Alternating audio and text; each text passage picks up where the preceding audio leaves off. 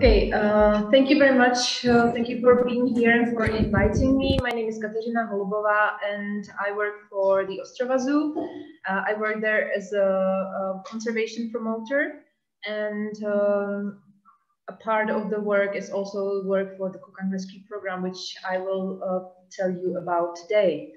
So as you can see, the topic of my presentation will reveal a success conservation story that is going on in Sumatra in Indonesia.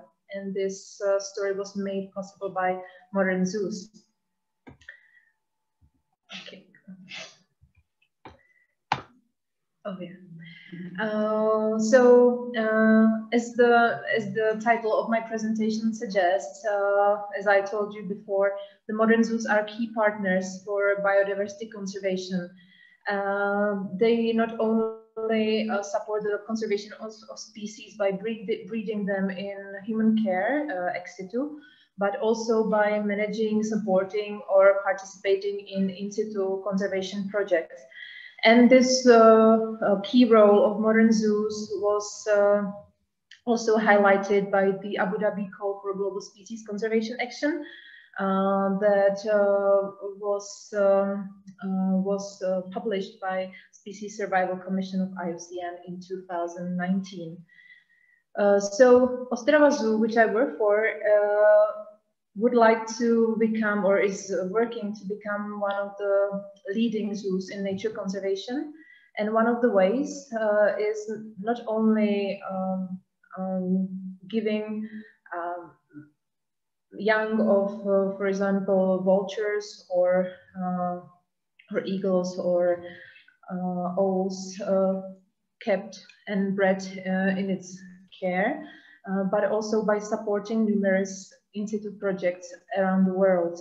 As you can see, this is done by a special program called 2, and lately it's been 3 Czech crowns for wildlife, which means that every visitor supports in situ conservation by 2 or now even 3 Czech crowns from every admission fee. Well, and the flagship species supported by the Ostrava Zoo is the Kukang Rescue Program, which I will tell you something about. The Kukang Rescue Program aims at combating illegal wildlife trade in Sumatra, in Indonesia, especially in protected and endangered primates, prosimians that are slow lorises. And you might ask, why slow lorises? Well, even though they are nocturnal animals, and even though they are the only venomous primates in the world, they are also among the most illegally trafficked mammals in Indonesia. In Sumatra, there are 2 species of slow lorises, greater and Sumatran slow lorises. Both are endangered, listed as endangered by the IUCN Red List, and the main reason for them being trafficked is the illegal pet trade, and also the trade for because they become tourist photo props, for example, in Thailand, on some tourist beaches, and in other tourist places. And this is why the Kukang Rescue Program was established in 2014. This was a response to this critical situation of slow lorises that were openly offered on animal wildlife markets, but no one seemed to be dealing with this issue. So this is how the program was founded. It was founded in the village of Bandar Baru, which is close to Medan, this capital city of the North Sumatra province, and also one of the main hubs for illegal wildlife trade in Indonesia and internationally. So the first step of the Kukang Rescue Program activities was building a rescue and rehabilitation center in the village, which is very important because until then there had been no such facility in Indonesia. Oh, I mean in Sumatra, sorry. And this was a big obstacle for local government agencies in wildlife trade enforcement. So as we build this facility, the cooperation with government agencies, for example, with BKSDA, which is something like our agency for nature conservation, could go on, because before the agencies simply didn't seize these animals offered on animal markets, just because there was no place where to put these confiscated animals. Another activity of the program, of course, is education and awareness raising. So we established, or we created a school, an English environmental school in the village close to the center, where we teach children English and environmental lessons 3 days in a week after their regular school, because in Indonesia there's almost nothing like environmental lessons in their school system. So this is an environmental, English environmental school. And for example, we also hosted a big English environmental competition in speech, which means that children, pupils from around the village, around the Bandar Baru city, they were invited to have a speech in English on some environmental topic, and there were some winners and awards, and so this is how we promoted the nature conservation around the place. This all would not be possible without Indonesian colleagues, Indonesian workers, because it's one of our goals to build a special Indonesian conservation team, so these people can protect their nature by themselves. But these people that you could see in the photo before, there are around 13 of them in total. They are not the only ones. We also have a team in our field area, which is located in Karo Regency. This is a regency close to the protected lorises ecosystem. This ecosystem, which is a tropical rainforest, is the only place on Earth remaining where 4 huge Sumatran mammals still live together, which means Sumatran orangutan, Sumatran tiger, elephant, and rhino. And this also is possibly a release site for our rehabilitated slow lorises confiscated from the black market and accepted by the Rescue and Rehabilitating Center. And in this field area, we also established an English environmental library for local children, because something like color books in Bahasa Indonesia or in English about nature and animals are something that the local children didn't have any chance to meet with. So this English environmental library was provided by these special books about nature. They were provided by an organization, Green Books Org, a Czech organization which is active in Indonesia and which promotes environmental education in this country. Another step how we engaged communities in this field area was employing poachers, former poachers of slow lorises or pangolins, as you can see on the photo. We offered them employment by the Kukang Rescue Program. So they were really keen to start cooperating with us, because basically they love nature, they love animals, but aside from doing farming, they also occasionally hunted these protected animals. But now their job was to help us in field monitoring and other activities. So they just became the part of our field team. As I said, we also do field monitoring in the field area. so that we know something more about the wild slow loris population in the area where we would like to release these animals confiscated and rehabilitated in the center. But there are also other animals that you can meet in this area. Yeah, orangutans, civets, Bengal cats, and others. Quite a lot of animals here. Well, and because it's very important to work with local communities, part of our work there in the field area is also cooperation with local farmers, because most of the inhabitants of the area are farmers. So if we want to protect wildlife there, it's absolutely necessary to cooperate with the local people. And so we created a anti-conflict team, which had the task to communicate with the farmers and to ask them about the animals that they often see on their farms, maybe eating their crops.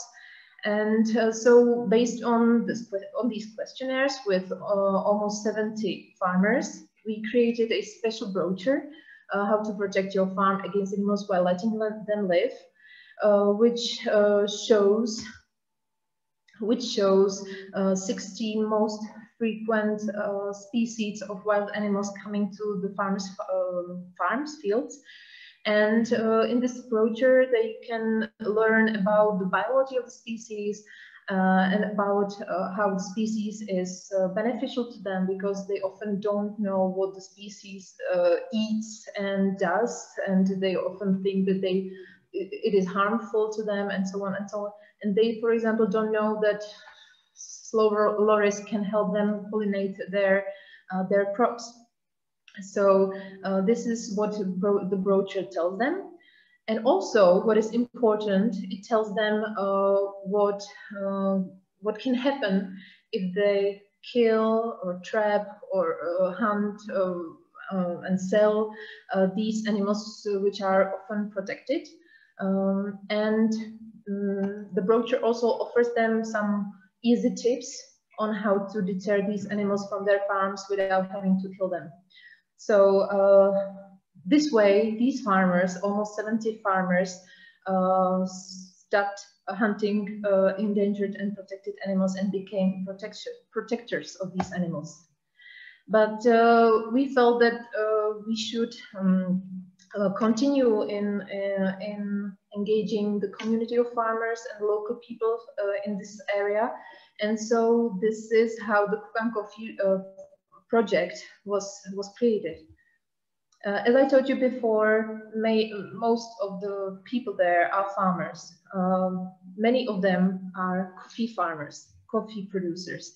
And so this is the way that we chose to pursue both community support and wildlife conservation.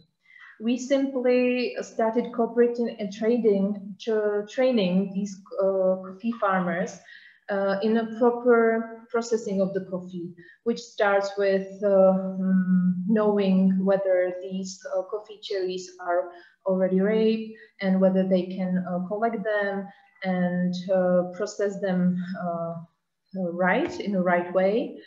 And as you can see on this picture, you might recognize these guys. These are the former poachers, which are now our field assistants. And they also are the Kukang Coffee team, which leads the whole project in the field area. And so we set up a special methodology of the coffee production, which includes the environmentally friendly production in the fields, which means no chemicals, no excessive pesticides, and so on. But also knowing how to store the coffee properly and how to peel and dry the coffee beans properly, and so on. Well, and another step was creating a Kukang Coffee community of the farmers, which means that by entering this Kukang Coffee community, these farmers will have a financial profit. And that is because we buy the coffee beans from them for a price that is higher than for how much they would sell it on the local market. Also, usually before they entered this community, they had to rent a car and go quite far from their village, which is very remote and the road is quite difficult, and to go to the local market, which also cost them some money, of course. But now we buy the coffee from them directly on their farms, which spares, of course, some finance for them. But on the other hand, we don't do this for free, let's say. We want them to sign an agreement which means that they cannot hunt protected and endangered animals anymore. Of course, if they want to hunt wild boars, let's say, they can, because these animals are overpopulated and they are not protected. But they are banned to hunt, for example, slow lorises, pangolins, orangutans, hornbills, and other protected animals. As of today, we have over 50 coffee farmers entering this community, including the Kutamale village mayor, which is a great sign that the village will really cooperate with us. So, as I said, in this way, the community support by us means, in fact, wildlife protection, because quite shortly after we started cooperating with the farmers or with the community like that, we could see the wild animals coming back. We saw, for example, these slow lorises while mating, or we saw pangolin female with a pango pup, which were pictures that were quite rare before, because these exposures, those two guys were when it was a good month, they were able to capture, to poach even like 30 animals per month, which is quite huge. So this is a great sign that this works. Well, and so that you can see that the plan is going well. Last year in 2020, we produced the first Kukang coffee batch. We exported or imported green coffee beans to the Czech Republic, where for these reasons we created a special Kukang Coffee Cafe, which is located in the Ústí nad Labem city in North Bohemia. And this is a place where you can have a cup of Kukang coffee, but also learn something about the nature conservation, about the activities of the Kukang Rescue Program, and about the Kukang Coffee project itself, and where you can support these activities in other ways. We have our own coffee roastery. So we roast lightly roasted coffee and dark roasted coffee, and there are many more plans ahead. One of the latest things that happened in the project is that we are getting back to Sumatra. We built a special Kukang coffee house, which was supported by the small-scale project of the Ministry of Foreign Affairs and the Embassy of the Czech Republic in Indonesia, in Sumatra, in Jakarta, sorry. And this house serves as a storage of coffee beans. The Kukang coffee farmers can meet there, have a training there, and we also plan to locate an eco-library for children there. So this is a great news, because this way the coffee can really be processed well before it being exported to the Czech Republic. So just to summarize the project, by cooperating with the community in the field area, we teach children environmental lessons for free. Thanks to our activities, the farmers don't kill the wildlife anymore on their farms. Because we employ the exposures, we eliminated poaching quite effectively. And as still more farmers are profiting from the cooperation with the Kukang Coffee, this means that they also stopped hunting protected wildlife. And as a cherry on the cake, we can say that these farmers and their ban on hunting of wild animals is controlled by a team of exporters. And as this village is really small and everyone knows everything about each other, we can say that even if there was someone who would be poaching animals, the other would know.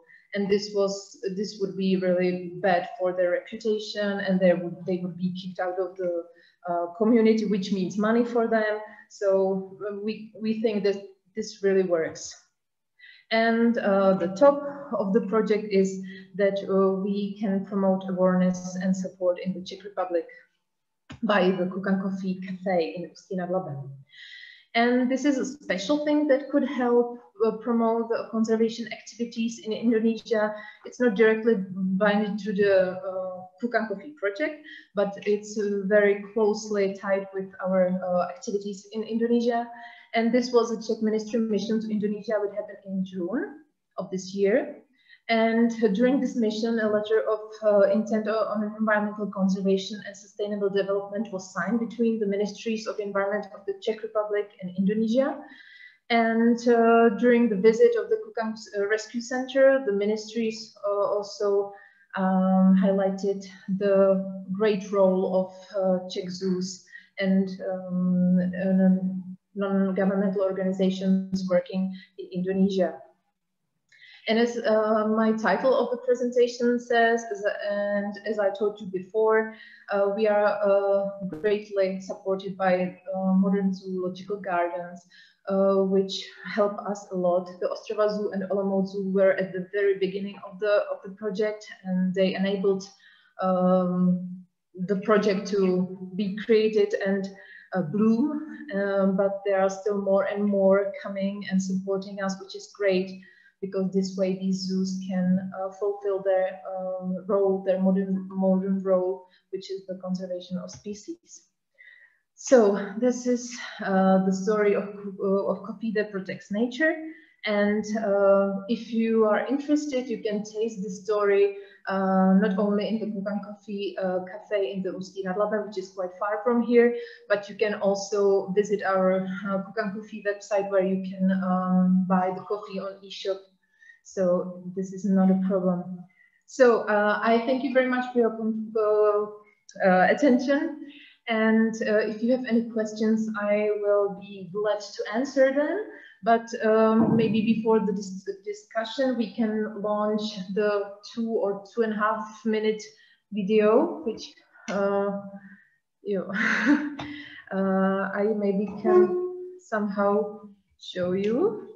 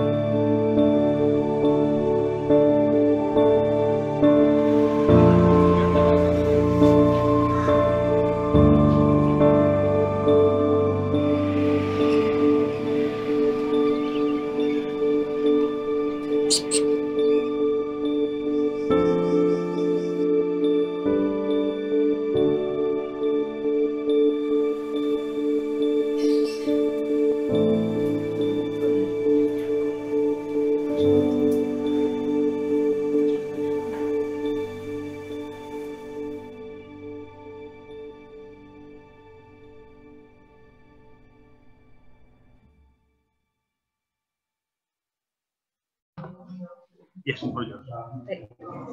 So I will invite my colleague Lucy that you could see on the video. She's a coordinator of veterinary care and welfare in. Oh, we are not. It's just weird. Yeah. Should we come closer? Oh, no, yeah. Okay, great, thank you.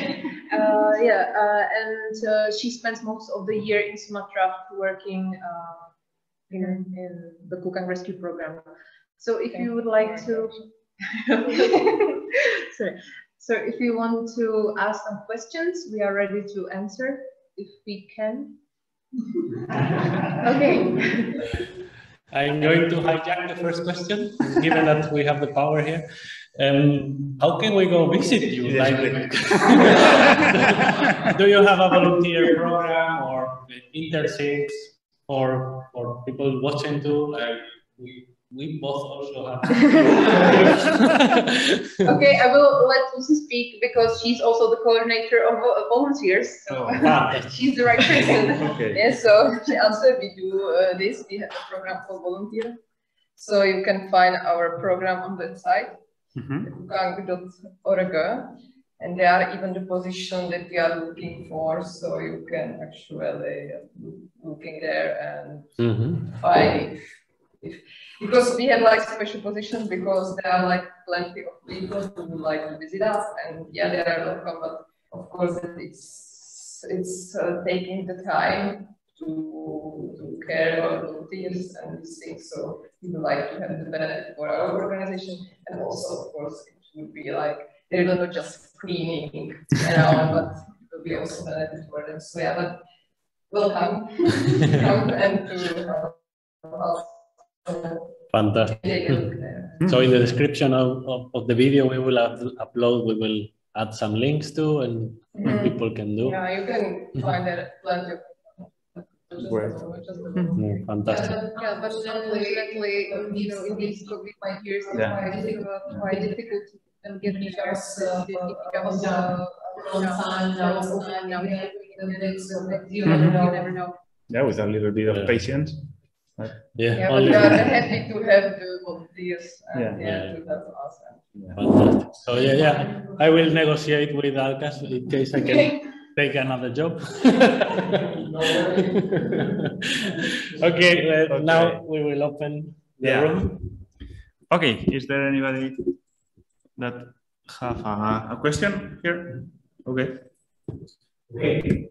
Thank you for presentation. I have a question which is probably quite critical. I mean, how is it with money? I mean, how the money how much money you get from the coffee, really, in percentage, not like exact numbers, and how much goes from the zoo's budget, or do you think that it will be self-sustainable in future, just selling the coffee?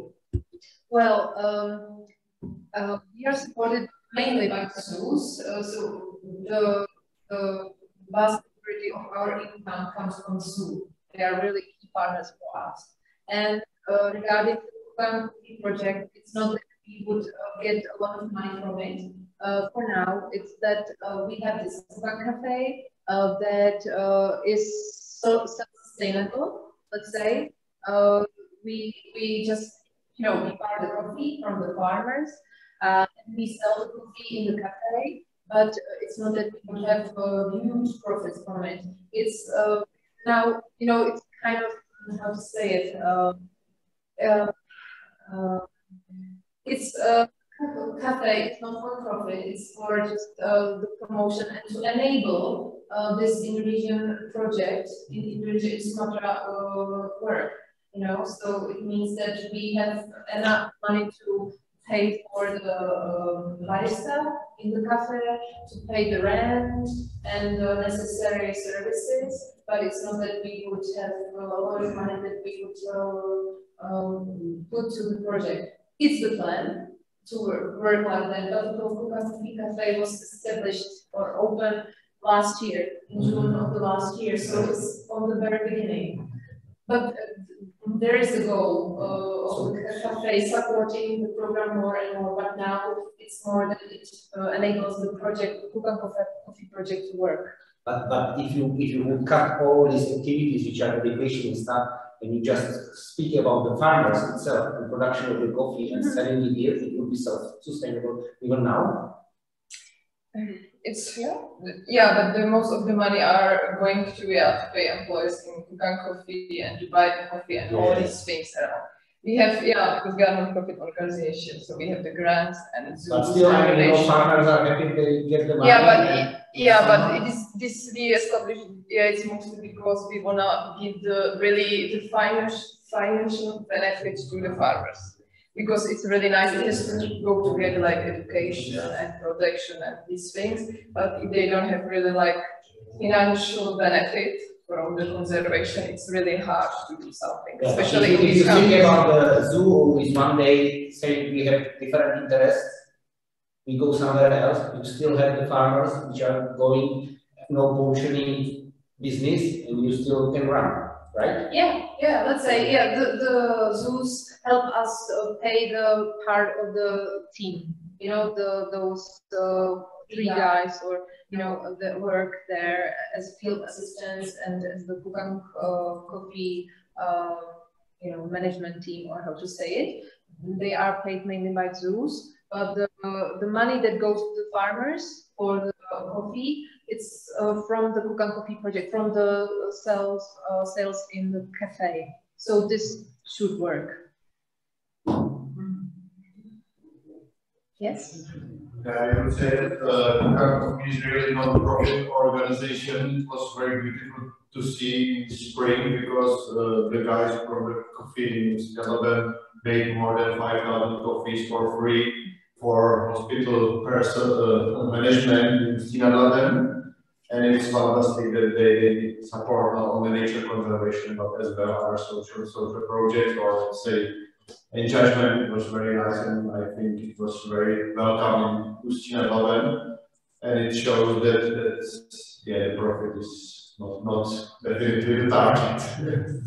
I was there and it was really nice. So many people came and we're very happy that we offer them actually in this like hard time in the hospital, that we offer something for free and nice for them. And it's not for the online audience, sorry, but I left them some leaflets about us and some more things, so you can take them like, if you are interested. And for the online listeners, you can just have a look at our website. Excellent. Yeah, I think it would be very nice if such project can run like itself. That, for example, some NGO can start to run such project without support from zoos or without subsidies, because this can run like long term. It's just based on the benefit, like economical benefit can support the protection of the species. And I would also like to add that the cafe is also a good place that people can actually get some information. What we are doing about another conservation stories and things which is happening all over the world. So we are also the places that we don't just sell the cafe, but we also have like videos there and all this information. And also we minimize the plastics there, so we offer soft drinks only in class, and we use some bamboo or paper straws and so on things. But I think, as you said, I think that this way is one of the best ways, just to you know, let the local people you know, have the profit from the conservation without any special inputs from outside. Yes, because unfortunately the COVID times show that conservation is really hugely dependent on these inputs from outside. And I didn't say this during the presentation, but even though the COVID time is quite rough for conservation activities around the world, we were quite, let's say, well, we were also influenced by this, but also this was quite a good year for us in the field area, because the project worked. I mean, the Kukang Coffee project worked quite well, and we opened the cafe, and the conservation and the stop on illegal hunting of animals could continue because of the Kukang Coffee project. So, you know, even the COVID didn't stop our activities in the field area, and the project worked, so it was good. Spectacular. It's been great. So I agree that maybe this sustainability of projects, so this independence should be one of our main topics for the roundtables. Maybe not today, but tomorrow we will have more time to discuss these things. And I think we should really focus on that because it's one of the most important things. But for now, we are going a bit late, I think. So we would like to.